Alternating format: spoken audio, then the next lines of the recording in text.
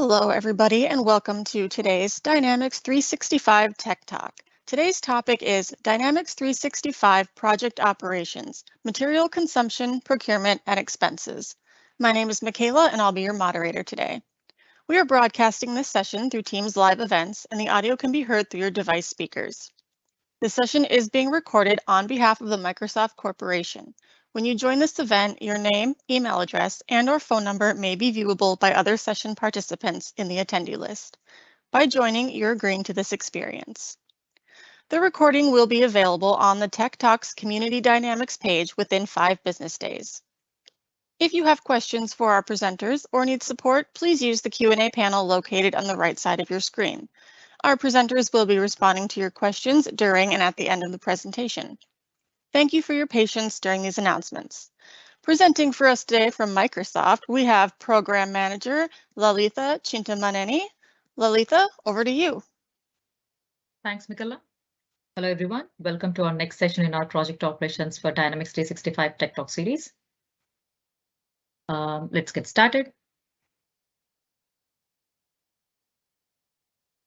Okay, before we start, I would like to remind everyone about this great resource published by the Fast Track team, the Implementation Guide. It contains our collective experience when it comes to best practices for implementing Dynamics 365 applications.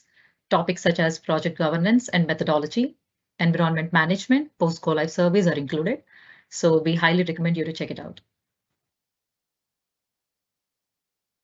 As part of this tech talk, we plan to go through material usage, procurement, and expense management.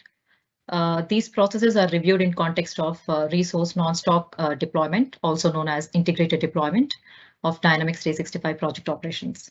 What we will not cover today are deployment types, detailed aspects of data migration, integration, licensing, or technical details. Some of these topics are already covered in other tech talks, which are part of the series.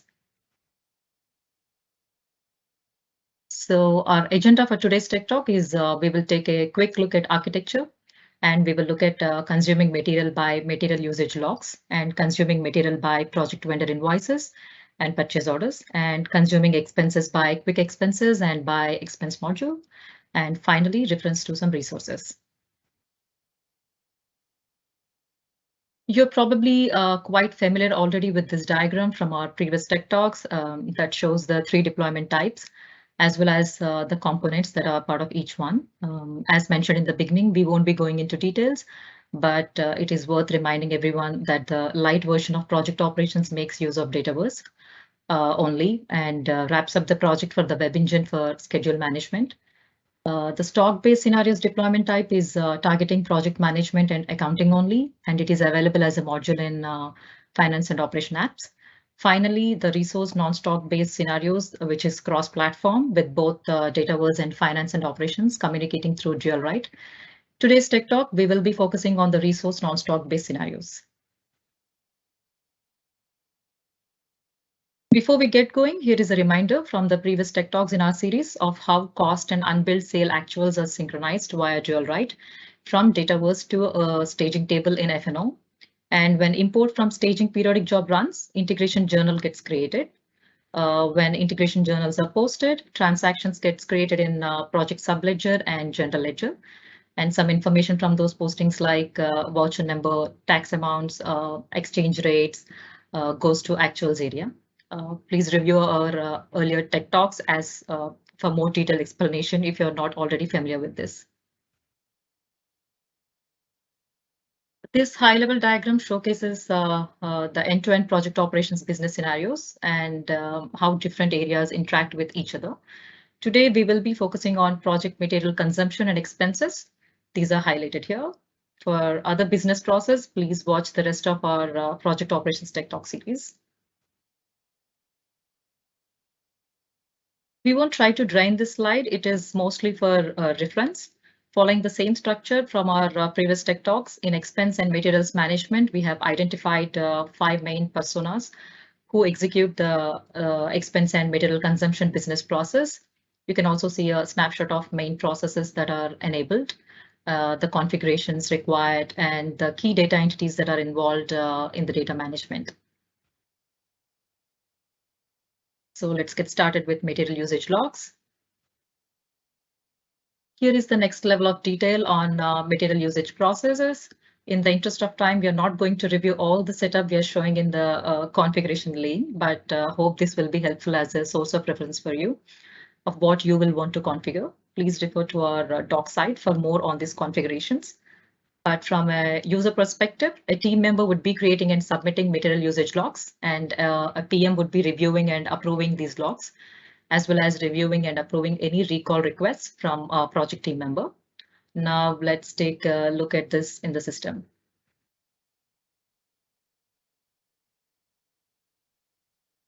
Okay, here we are in the released product details page, where we have already created write-in product and non-stock product. And these are already being synchronized into products in Dataverse. So let's go to Dataverse. If you have noticed, we have retired write-in product just to stop it being used in estimates and material usage logs as existing product. Okay, let's see how it looks like to create one of these products. Let's go to F&O. Let's create a new product.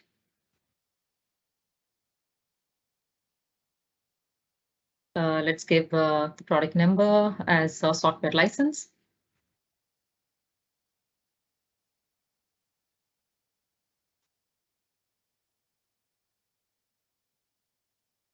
And fill out all of the necessary fields like item model group.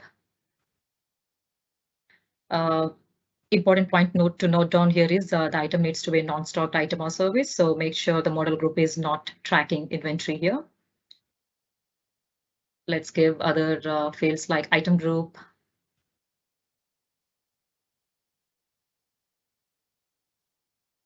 storage dimension group, and tracking dimension group. Let's give it as none because we are not tracking inventory here.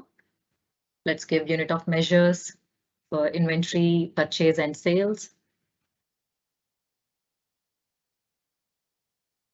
We are not bothered about taxation, so let's skip it. And let's go to pricing, and let's give purchase, sales, and inventory price here.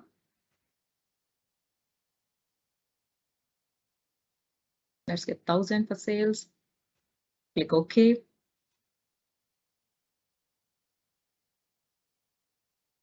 So once the product is created, it gets synchronized to Dataverse as well.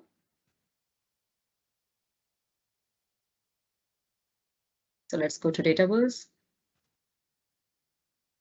All products in the Dataverse. Let's refresh. And we should be able to see software license here. So one other quick thing to note here is when creating F&O items, it's important, we can associate project category here. Yeah, let's associate to default item here and then save it. Okay, now we're all set with the released product and we can use it on our project. So let's go to Dataverse.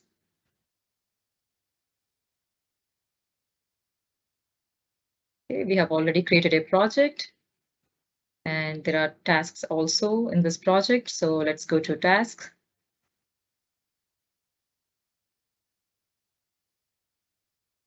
As we can see, the first couple is assigned to consulting lead and the next one to a PM. We have already created a contract and we have associated the contract here. So let's go to sales. This is a time and material contract. Now let's go to contract. Let's click on the contract here. Let's go to contract lines. As I said, we are using time and material billing method. As we can see the amount here because we imported contract lines from work breakdown structure. Another important point to note is product price list. Let's go to summary here.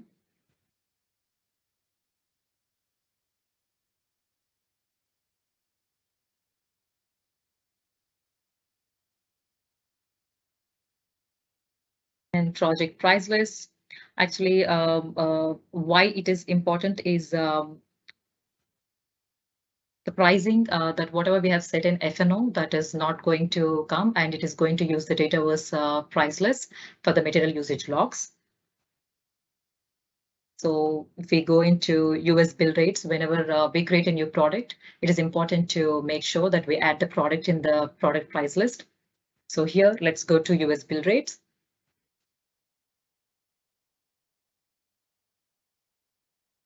And price list items. Let's add software license, which we have created previously here.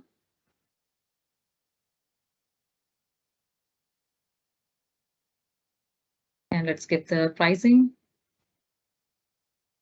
Let's give $995.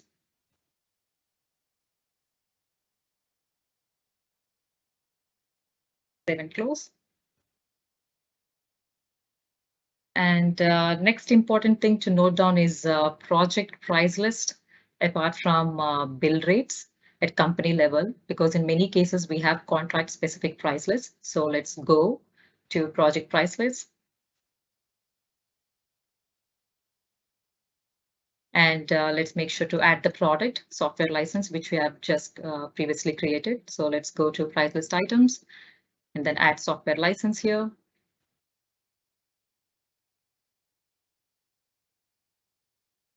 And let's give the pricing, let's say $999. Save and close. In addition to bill price list and project price list, we also need to add the product to cost price list. So let's go to price list and US cost rates. And let's add the product here as well.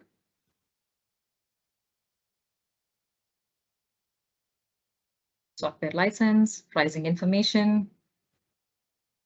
And let's give amount as $195. Okay, so now we are all set with the prices. And now let's go to projects, material usage log, and let's create a new material usage log here.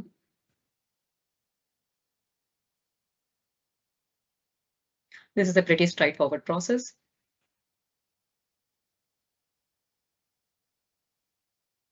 So let's go and create a new one.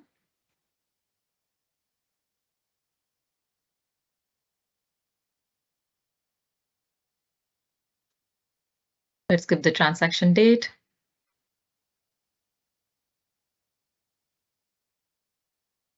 This is the place where we can choose either we want to use existing or the write-in product. Let's go with write-in first and then get the write-in product, some consumable.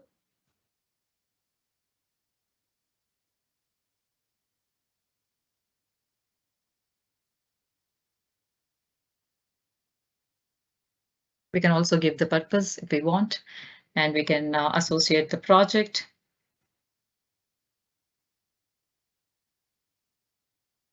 We can also give the project task if we want to record material usage at the task level. And then we give the quantity, unit, and then unit cost.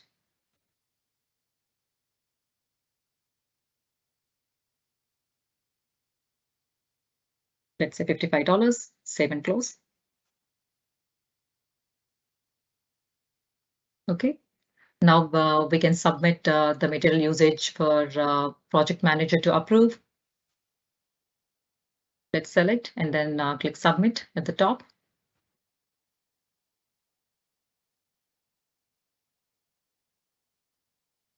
Project manager, they can approve or reject. So let's go to approvals. Go to material usage for approval. And like I said, we can see here it is in submitted status. What we can do is as a project manager, either we can approve or reject. So now let's again get back to material usage and let's see the recall. So let's select this one. It's not yet been approved by the project manager. So now let's go and recall it. Since it's not yet been approved by the project manager, we can see the status as draft. But if it has been approved by the project manager, we have to send the request for recall to the project manager for approval. So for now, let's go and submit it. Okay, now again, let's go back to approvals and material usage for approvals. And let's approve this one.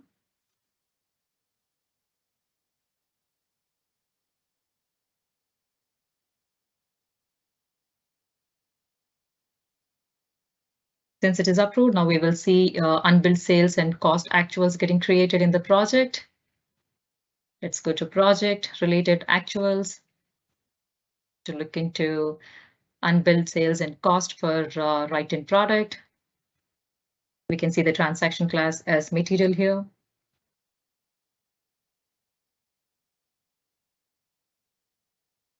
And the pricing, both the cost and unbilled sales, is $55. And now let's get back to material usage and create one more for the existing product. Let's give the transaction date, and existing is the software license, which we have created previously. Let's get the project, and if we can, let's get the quantity. We can see everything else is automatically populated, like unit cost $195. Save and close. It's in draft status. Now let's go and submit it for approval. Let's go back to approvals. Material usage for approval. Now let's select this one and approve it. Once it is approved, again, unbilled sales and cost actuals gets created in the project for software license. So let's go back to project related actuals. And we should be able to see the software license actuals here, which is unit cost is $195 and unbilled sales is $990, which is a contract specific price that is coming from the project, which have been set.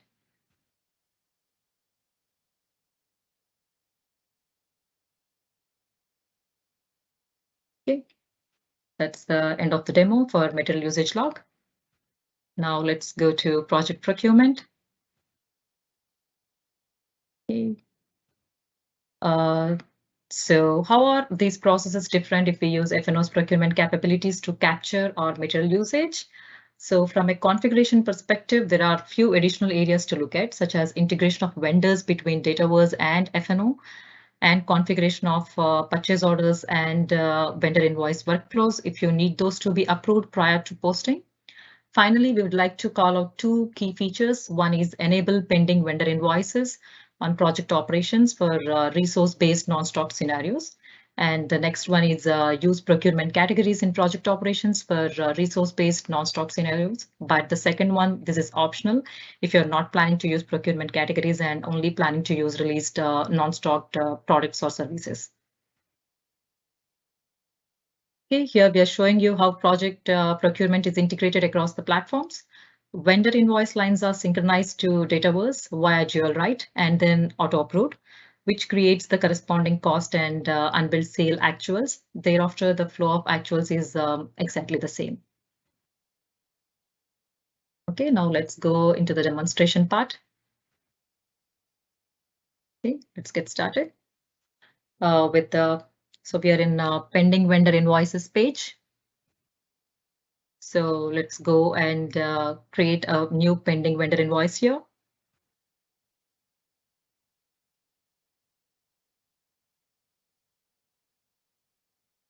So let's give the vendor account and the invoice identification number and invoice date.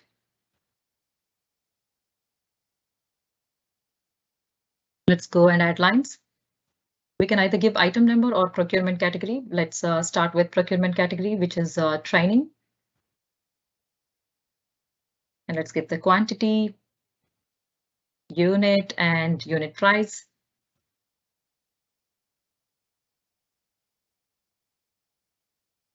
Okay.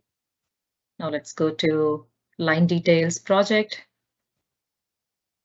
Let's give the project ID here. And also the activity number.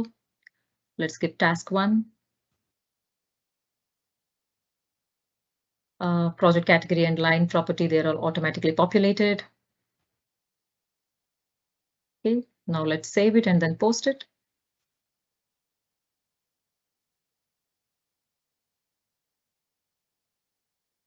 So once the vendor invoice is posted, vendor lines gets integrated to Dataverse where they're automatically approved and actuals gets created.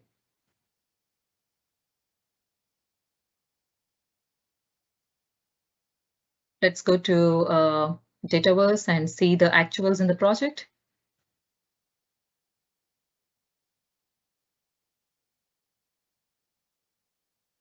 We have a project opened already, so just let's go to the related actuals.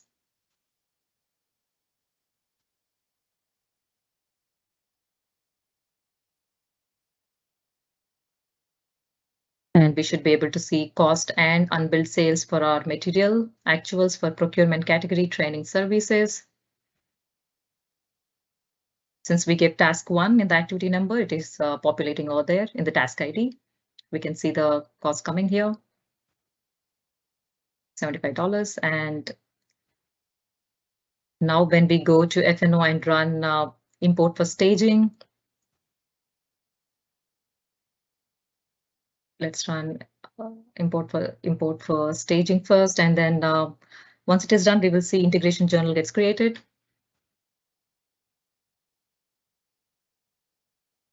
Okay, let's go to project operations integration journal and look at the lines. Go to item, and we should be able to see both unbilled sales and cost lines coming here for training services. We can see the cost populating, which is $75.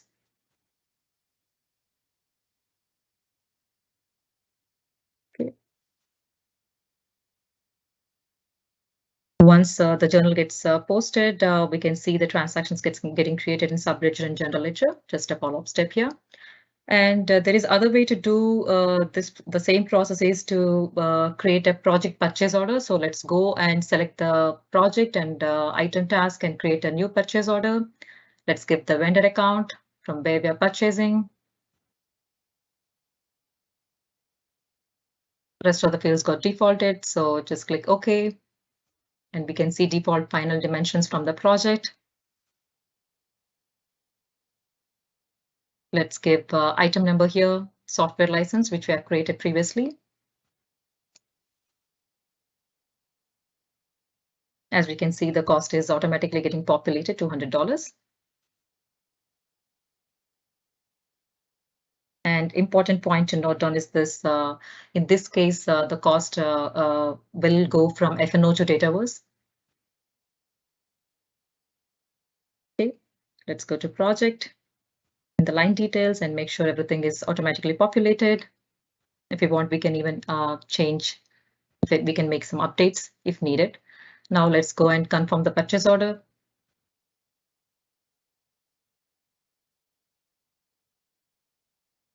If workflow is enabled, it will go through approval process, but here we have chosen not to go through that. So let's just confirm, and then let's post the product receipt.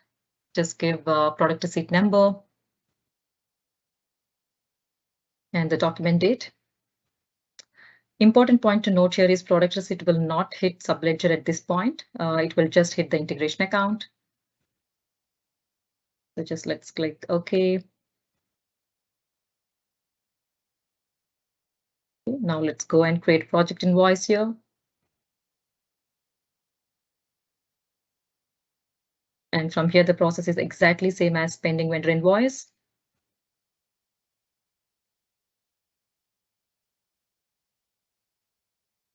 Let's get the identification number and then invoice date.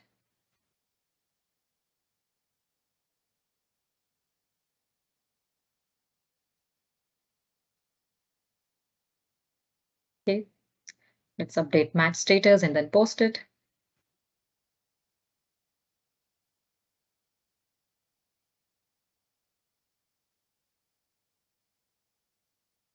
Once the vendor invoice is posted, vendor lines gets integrated to Dataverse where they're automatically approved and actuals gets created.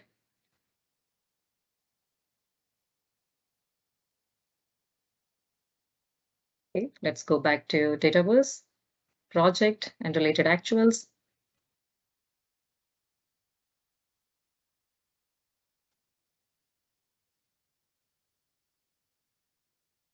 Looks like the project actuals for this latest software license is not showed yet. So let's refresh.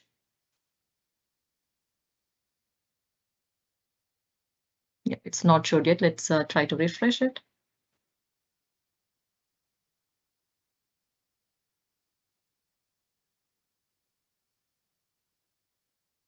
Okay, now we should be able to see both unbilled sales and cost. As we can see, cost comes from F&O, which is $200, and unbilled sales that is coming from contract specific billing price list from the project, which is $999.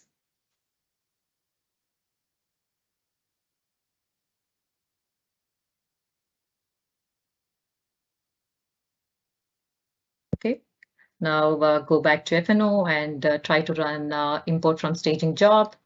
Again, this can be done manually or through a batch job, but right now we are running it manually here. Okay, now let's go to project operations integration journal, which got created. Let's go to lines, item, and we can see both unbilled sales and cost lines getting created for software license here. Like I said, $200 that is coming from F&O and $999 that is coming from contract specific billing price that's been set up in the project. Okay, that's all for the procurement demo. And then next we have basic expense management, and I'll hand it over to Martin to talk about project expense management. Martin, over to you. Thanks, Aletha. So just as there are two different paths available for consuming materials on your project, there are two for capturing expenses. There's basic expense management in the Dataverse app and a full expense management module. First, let's focus on the basic expense management processes that we can execute directly in the Dataverse Project Operations app. We will consider full expense management shortly, but it's probably worth noting that while there is nothing to prevent you from using both options together, our recommendation would usually be to consider which one best fits your needs and stick to using that, rather than risk creating uncertainty for your users about which process should be used for different scenarios. From a business process perspective, a team member persona will be capturing their expenses as before and submitting them, and a PM persona will be reviewing and approving them, along with any recall requests which may have been submitted after an expense was already approved. As expenses are approved, similar to materials, cost and unbilled sales actuals are created and synchronized to finance and operations. There they are imported from staging into an integration journal, just as we have previously seen. So let's take a look at that in the system. So let's start by looking at some of the setup, starting with the expense categories in Dataverse. These are fairly self-explanatory, but note that these have no direct relationships with finance and operations expense categories that we'll be looking at later. They're each associated with a transaction category, though, which defines how they will be handled downstream. So if we look at our meal expense category, for example, you can see how it's associated with the meal transaction category. So with that said, let's now go ahead and capture an expense. So this looks pretty similar to capturing material usage. You just click on New, and the quick create form looks pretty similar, where you select your transaction date and your project, and optionally your project task. You can provide an expense purpose. In this case, I'm going to say this is for a site visit to one of our customers. In this case, we're obviously going to pick if it's a flight, we're going to go and pick the flight expense category, select our unit. And because we had configured pricing in our cost price list for a flight, you can see it will automatically pull that unit price in for us.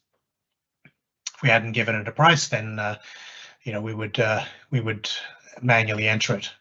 So as before, we would once we're satisfied with that expense, we would submit it for approval. And then putting on our project manager hat, once that's being queued up,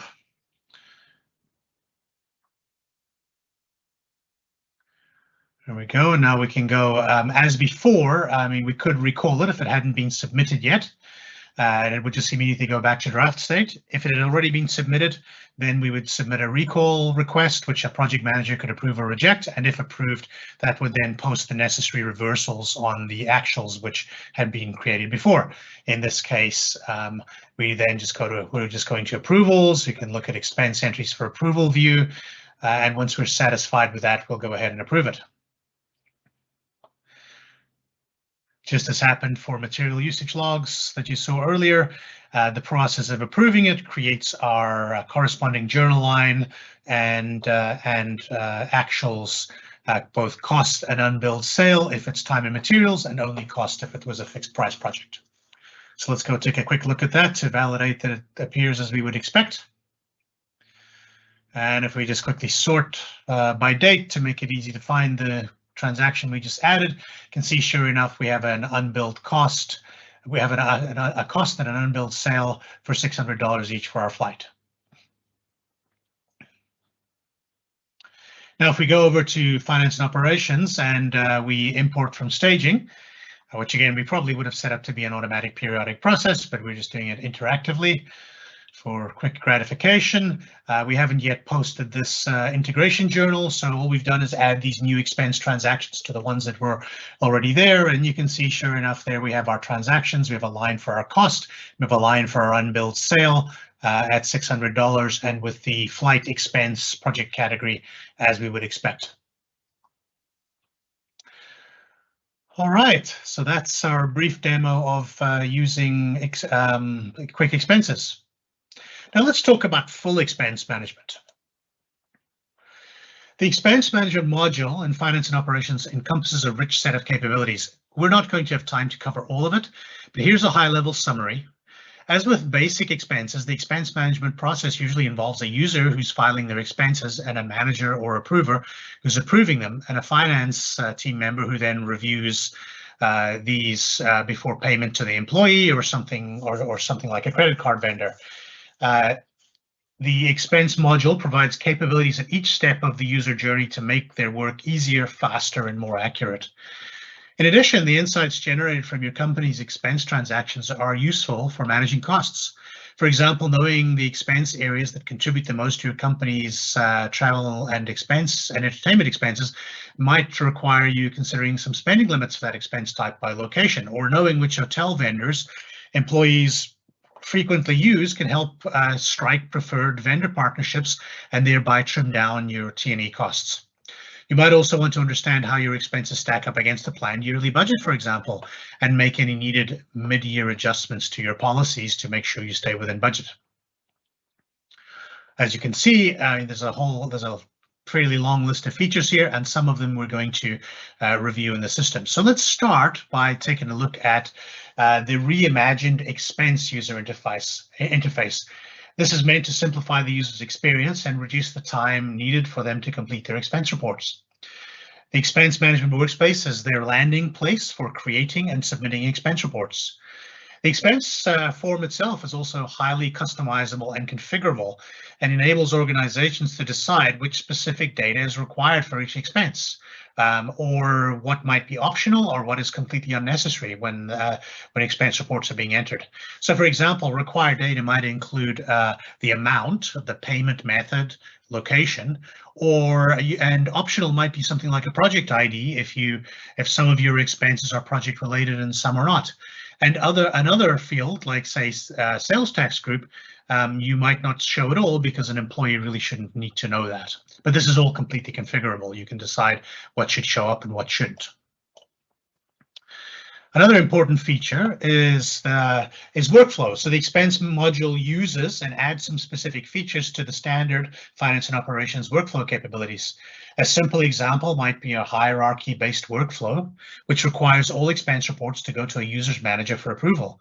A more complex workflow might provide a multi-level approach, which could be required when the total value of expense report exceeds a threshold. And the limits could vary depending on the users or the submitter's role in the organization. Such workflows can be created for expense reports, travel requisitions, cash advances, VAT recovery, and so on. You configure these using the standard F&O workflow editor as illustrated here. We're not going to go through it in detail, but as you can see from the screenshot, the editor provides you with a drag and drop interface, which allows you to set up various decisions and sub workflows and configure those workflow elements for various properties for allowing things like who the workflow item should go to and whether it might be automatically approved under some circumstances and so on. As I say, this is standard finance and operations workflow, so we would refer you to our documentation on using it to configure workflows how you need them. Now let's take a quick look at policy configuration. So policies allow us to configure sophisticated parameters against expense categories and expense types that can be valid for a specific time period, or they could be set up to never expire. Out-of-box policy actions are configurable for each expense line field, allowing you a lot of flexibility in catering to your organization's needs in in defining whether a particular expense is okay or not. Now, you can configure a specific warning that can go along if you are, based on matching the parameters of a particular policy line, and that could be something like just a warning that reminds them about something but allows them to submit the expense anyway, or it could be a hard error that has to be resolved before an expense report can be submitted.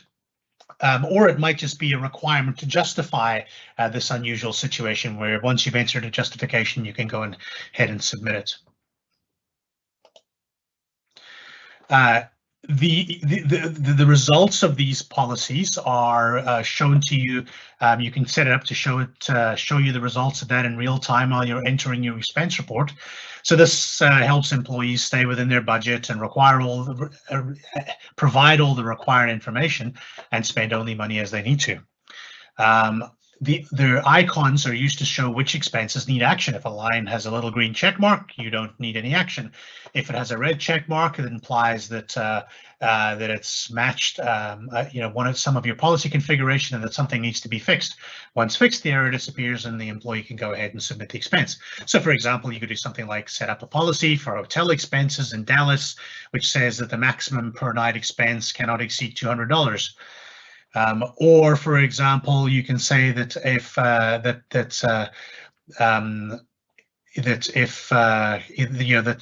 it needs to be itemized properly.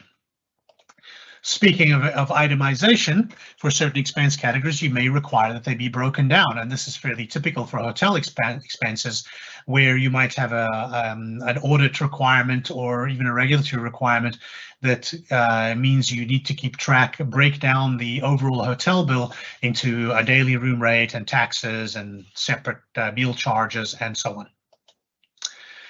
Another very useful feature is we have an Azure Form Recognizer based OCR capability. Once a receipt is uploaded, our AI model extracts the merchant's name, the date, and the total amount from the receipt, and that can be used to match unattached receipts to unattached expense transactions. Or if you don't have an expense transaction already there for it, then you can use that information to create the expense transaction.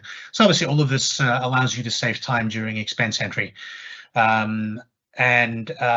Alternatively, of course, as before, you can simply attach a receipt to an existing expense. So just before we show you what this all looks like in the system, here are the relevant business processes. Again, we're not going to go through all the configuration in detail, but we've listed some areas to consider in addition to those that we already looked at for basic expenses. And we would like to call out the feature keys you're probably going to want to switch on. So the first one would be the Expense Reports Reimagine Workspace feature key. Another one would be Auto Match and Create Expenses from Receipt, along with installing the Expense Management add-in in LCS, which provides this OCR feature we've briefly taken a look at. And then finally, if you're using delegation, you would probably want to switch on the list view of expense reports created by delegating workers feature key. On a high level, the process flows are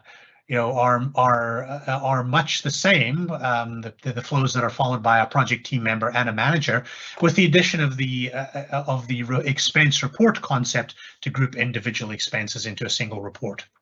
And as already discussed, this is all supported by a much richer set of supporting features and capabilities.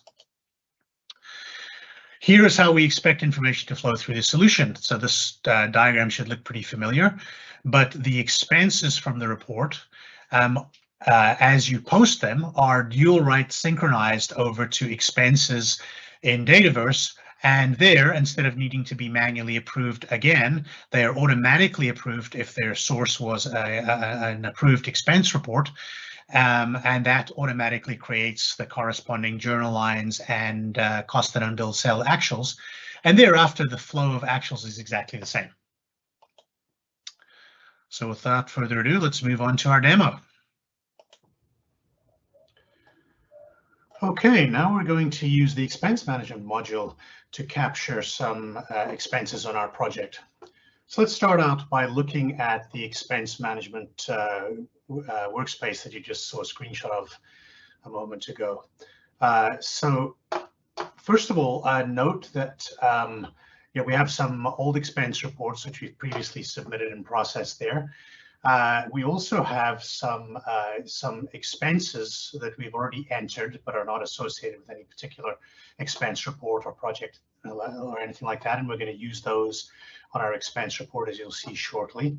Similarly, we've already captured a few receipts for some of our expense reports. So we have a receipt for some nachos and beer. We have a restaurant receipt, a hotel receipt, and a receipt for a flight. Now let's just take a look at a couple of other things to set the scene. So in our expense management module, I just want to note that we have some expense management workflows configured. I'm not going to go into much detail here because it's a standard finance and operations workflow configuration, but two are relevant to our scenario here, just so you're aware of it. You can see I have an expense report, a workflow active for sending a submitted expense report for approval to the administrator of the environment. It's obviously a very simple workflow. And then the second workflow I have set up for this company is automatic posting of an approved expense report. So I'm not going to look into those in any detail, but just so you're aware that those are there. In addition to the workflows, I also would just like to note that we have our expense categories set up. One I want to point out in particular is our hotel expense account, and how on the hotel expense type, we actually have set it up to have mandatory itemization. In other words, we have to break up the amount across the different components that make up a typical hotel bill, including things like the room rate, taxes, and so on. Final little bit of setup I just want to point out, and again, I'm not going to go into too much detail here, but I have configured one example policy here called demo policy, and what I've done on it is I have created a single policy effective, as you can see, from the beginning of September, where if the transaction amount of an expense is greater than $75 US, then you're not able to submit this expense without having a receipt attached. There's obviously also some other policies which can be configured as well, and I will refer you to our documentation on that. Okay, so let's go back to our expense management workspace. All right, so the first thing we're going to do is we're now going to start creating a new expense report. The purpose of this particular expense report is going to be a site visit to one of our customers. And you'll note here that you can choose to add any of the existing expenses and receipts. We could say none and add them selectively, but I'm just going to let it go ahead and add all of the expenses and receipts that I had staged earlier and showed you earlier. So let's go ahead and create this expense report.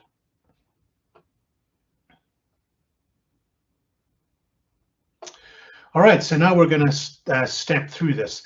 The first one you can see here is our meal expense. And you can, in fact, you can see that it's automatically matched, using the OCR services. It's automatically matched based on the date and the amount. It's automatically matched the receipt for our meal expense. So in fact, that already complies with our policy because we have a receipt attached.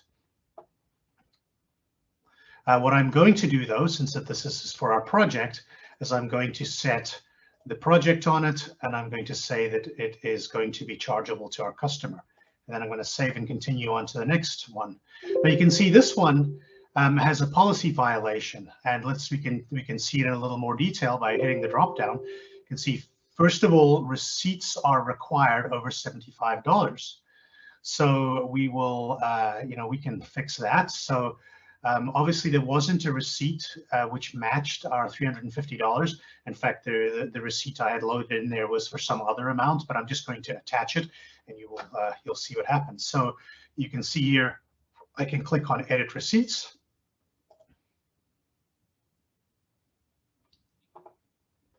Actually, before I do that, why don't I just select my project and make it chargeable. And then I'll go ahead and edit receipts.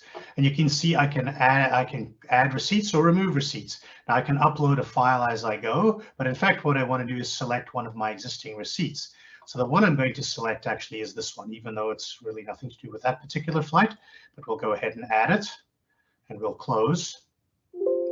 And you can now see that our policy has become satisfied. So I now have a receipt associated with it. So we've satisfied our policy for the $75 for a receipt on a greater than $75 expense, and then we'll save and continue. This last one, obviously, again, we want to set our project because it's going to be chargeable, sort of a travel and living type meal. And we're going to save and continue, but you'll see this one already satisfied the policy because it's less than $15. Now, you'll notice if I go back to it for a moment and I edit this receipt, if I change this, say, to $77 and then close it, you'll see that I immediately get my policy violation because receipts are required over $75, and I wouldn't be able to submit it. So in fact, we can even try that. So I have a policy violation. I'm going to try to submit this anyway, and you'll see that I get an error back saying it cannot be submitted, as we would expect. So now we can go back to it. Let's edit it back to our original, whoops, not adding receipts, but let's go back to our original $15. It was just Arby's after all. And of course, that clears up our policy. Right, now let's go over to the Receipts tab. And you can actually see all of the receipts that are associated with them. Now this nachos and beer here doesn't have anything to do with this particular expense report, so I'm just going to remove it, which will put it back in the staged expense reports. You can see there's my matched receipt for my meal. And you can see how it, you can see how that date and that amount matched. And you can see how also it's, and this was our flight that we pulled in, and obviously the amount didn't match, but I just used this as a receipt to satisfy policy. But you can see it is attached to an expense. Now we have one more here, and that's this hotel. So if I scroll down in this hotel here, you can see here I can try to match it to an existing expense. Or I know I don't have an existing expense for this rather old hotel bill, but what we're going to do is we're going to create an expense from it. So we'll click Create, and we're going to select our category, which is obviously a hotel expense. The amount and the date is already correct, and the merchant is correct, and we just are using cash as a payment method. Could be obviously more likely to be credit card, but let's hit Save. And you can now see, if we go back to expenses, how we've automatically created a hotel expense and the receipt is associated with it over here. But we do see a policy violation, which in fact is that this expense is not completely itemized. It has a receipt, so we're good there, but it's not itemized as you saw was required for any hotel expense. So let's go ahead and itemize this receipt quickly. Now we're not going to break it down in as much detail as we perhaps would, but let's just say that the daily room rate for this was $170. It was a single night, and then we'll add a new subcategorization, and we'll just say that the rest is tax. So room tax of $21.03. And that means we should have satisfied the complete amount. So now it's all optimized, all itemized. We can close this, and you can see now all my policies all looking good there. Okay, what we didn't do, however, as we didn't set our project on it. So again, this is for our project. So we're going to select our demo project, and we will update it and its itemizations, and we will set the line property.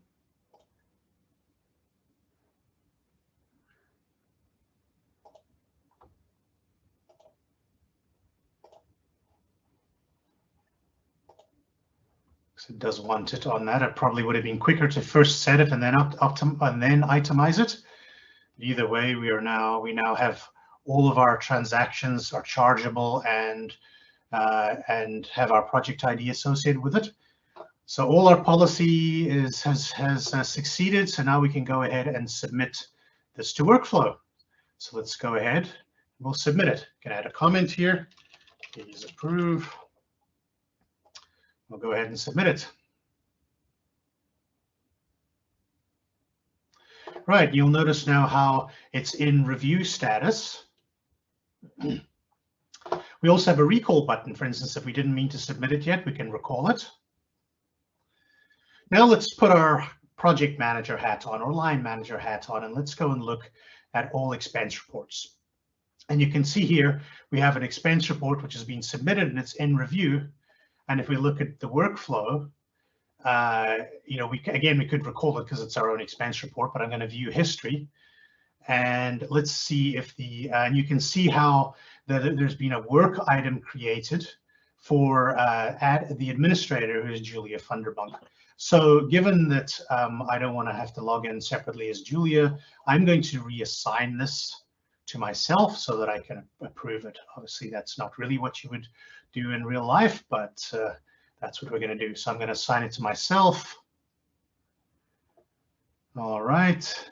You can see now it's assigned to me, so I can go ahead and close this. Refresh just to update the workflow toolbar item. You see now I'm able to approve it, reject it, delegate it, recall it, view history. So we're going to go ahead and we're going to approve it. So we'll say this is okay, and we'll approve it. Now we just need to wait for that approval to process, and then you'll remember we also had an automatic posting of the expense report. So now we just have to wait a minute or two for both of those workflow processes to complete. So we'll just keep refreshing until then. See, it's become approved. Just before we see how that flowed over to Dataverse for adding to the project, let's have a quick look at accounts payable. And of course, because this was an out-of-pocket funded expense report, given that the payment method was cash, I'm just going to quickly go and look at vendors. So I have a vendor set up for my user. And if I look at transactions, I should now see a payable for, for these latest transactions. So now let's go ahead and look at the Dataverse side of it. So now remember what happens is that when the expense report is posted, the expenses are sent over to the Dataverse app and automatically approved there. So they should shortly appear in our actuals. So I already have our project open and actuals. So I should just be able to refresh and they should show up for me. So let's go ahead and refresh this. And sure enough, you can see there for our various, you can see now we just added a cost and an unbilled sale for each of those expenses that we'd entered. And that concludes this part of our demo.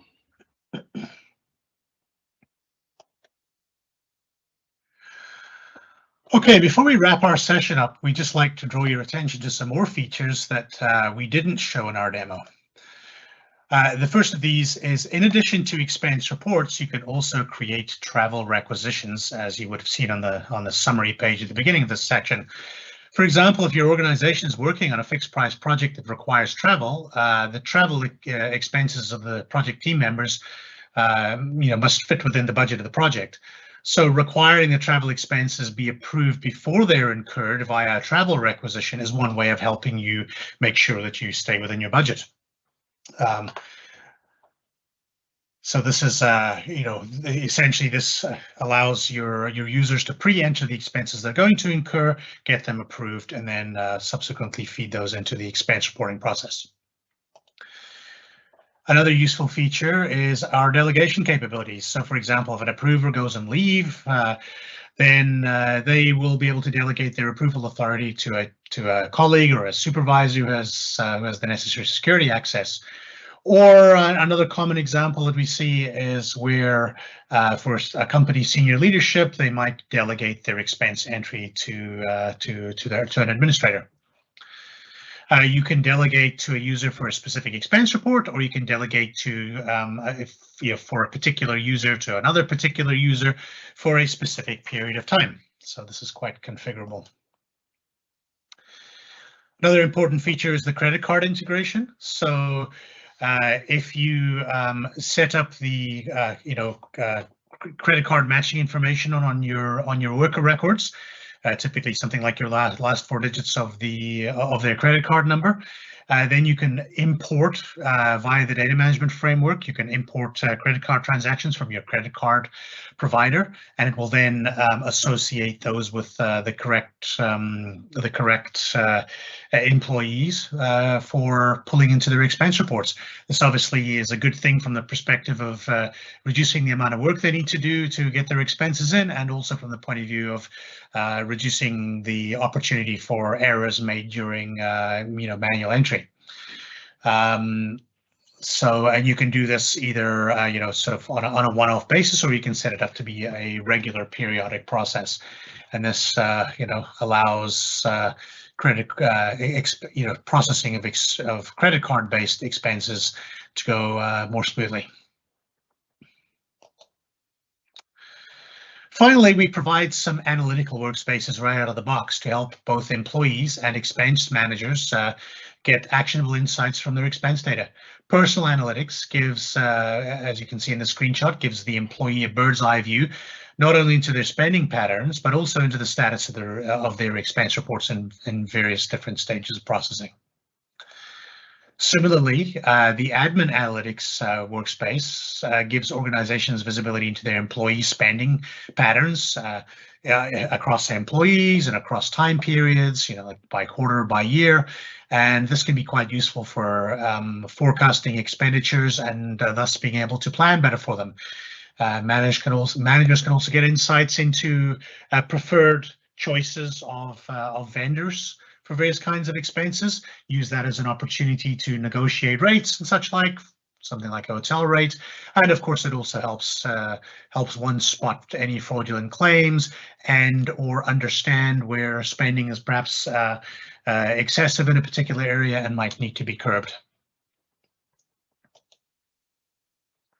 So in closing, we'd like to leave you with some useful links for reference. First, here are some that are specific to the content we've covered. And then we have some general resources as well. We will be publishing a PDF of this presentation along with the recording, so you'll be able to click through these links from that once it's available. You can also plug into our community, various community resources like our community portal.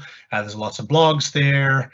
We have a YouTube channel, and I'd like to call out specifically our roadmap, which we regularly update, and you can see what's coming. So, for example, our forthcoming mobile expense management application.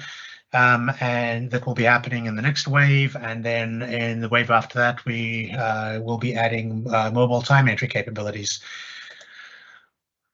So with that, I would just like to take the opportunity to say thank you. We're not really going to have time for interactive Q&A because we're right at time, but I would like to say thank you for joining us for this Tech Talk, and once again encourage you to watch the rest of this series where we are covering project operations end to end. So thanks again, and with that, I would just like to hand it back to Michaela. Thanks, Martin. I have posted a link to a short survey in the Q&A panel. We'd love to get your feedback on today's session and hear what you'd like to see in future events. Thank you for your participation on that. As a reminder, the recording of today's session will be available on the Tech Talks Community Dynamics page within 5 business days. Last, I'd like to extend a big thank you to our presenters and audience for joining us today.